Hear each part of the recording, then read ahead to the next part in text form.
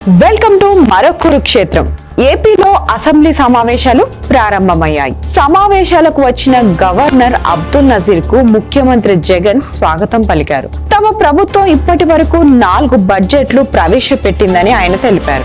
నవరత్నాల ద్వారా పేదరిక నిర్మూలనకు కృషి చేస్తామని, విద్యారంగంపై దాదాపుగా 73,417 కోట్లు ఖర్చు చేశామని ఆయన తెలిపారు. విజయవాడలో అంబేద్కర్ విగ్రహాన్ని ఏర్పాటు చేయడం అభినందనీయమని తెలిపారు. మనబడి నాడు నేడు కార్యక్రమం ద్వారా పాఠశాలల రూపురేఖలు మార్చామని చెప్పారు. 8-9 తరగతుల విద్యార్థులకు 9,52,925 ట్యాబ్లను పంపిణీ చేశామని గవర్నర్ తెలిపారు. 1 నుంచి 10వ తరగతి వరకు జగనన్న గోరుముద్ద అమలు చేస్తామని తెలిపారు.